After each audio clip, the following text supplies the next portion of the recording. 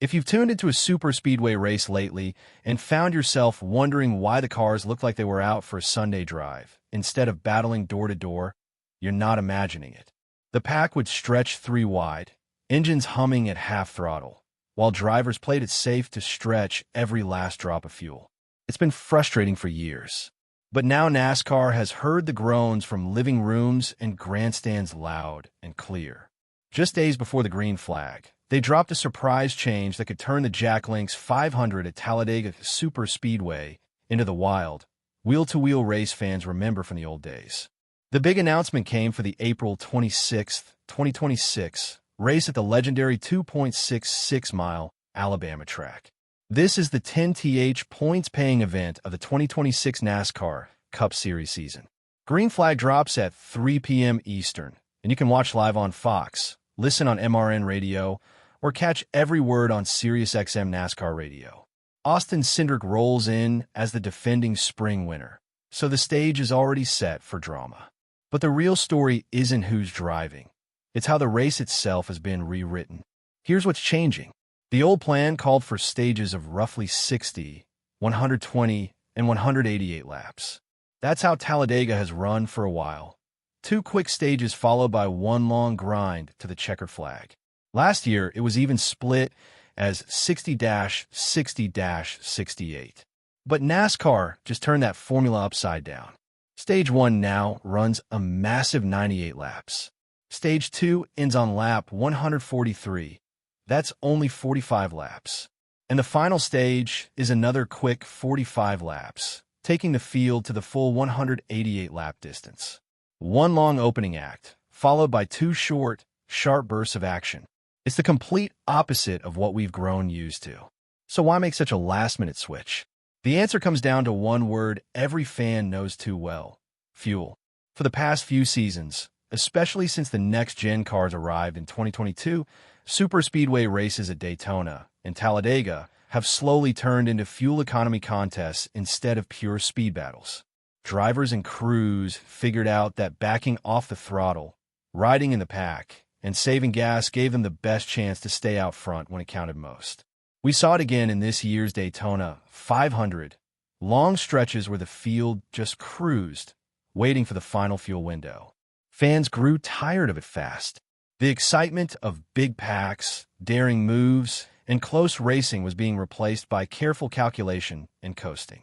NASCAR's own John Probst, Executive Vice President and Chief Racing Development Officer, laid it all out on the Holler Talk podcast. He didn't sugarcoat it. "We talk to our fans every week," he said.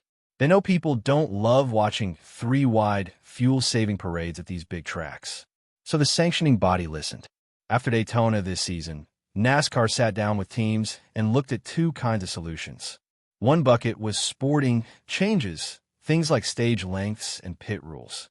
The other was technical, tweaking spoilers, power levels, or car parts. But changing the cars mid-season felt too risky. Probst explained there was real worry about unintended consequences if they started messing with the machinery right in the middle of the year. Instead, they chose the safer, smarter path: adjust the stage lengths. The new plan makes the last two stages short enough that teams should be able to run them flat out without needing a fuel stop. No more lifting early to save gas. No more coasting in the pack. Just pure, aggressive racing from green to checkered in those final segments. Probst put it simply: they're confident the final two stages are now short enough to be run without a fuel stop. That single change is designed to put the racing back in the driver's hands.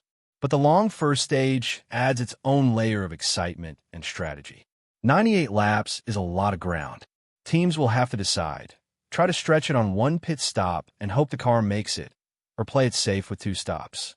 Probst pointed out that this could create real chess matches on the track. If some teams go for two stops, they might drag the one-stop teams along with them, forcing everyone to pit earlier than planned. That kind of strategy battle, where one crew's decision can mess up another's entire plan, is exactly what makes NASCAR thrilling to watch. It turns the opening stage into a thinking game as much as a speed contest. Now, let's be honest. NASCAR isn't pretending this fix will kill fuel saving forever. Probst was straightforward. Teams are smart, and they'll always hunt for every possible edge. This is just one tool to dial back the problem so it doesn't ruin the show. The change at Talladega is really a test run. If it delivers the exciting racing everyone hopes for, you can bet NASCAR will roll out the same format for other superspeedway events later this year, like the October 25th playoff race back at Talladega and the August 29th trip to Daytona. And there's even bigger news on the horizon. NASCAR is bringing back something called Preseason Thunder, a full test session at Daytona International Speedway set for January 2027, right before the Rolex 24. It'll happen after the IMSA test, January 22nd to 24th, but before the big endurance race. During those sessions, NASCAR plans to try out the technical changes that didn't want to rush this spring, different power levels, new spoiler designs, maybe other car tweaks. The goal is to find lasting fixes that make superspeedway racing better for years to come. Think about what this all really means. NASCAR isn't just tweaking numbers on a schedule. They're showing they care what fans think.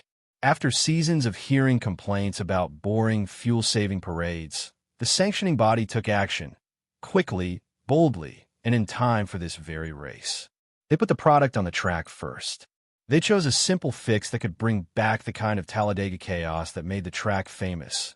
Huge packs, bold moves, and drivers racing hard every single lap.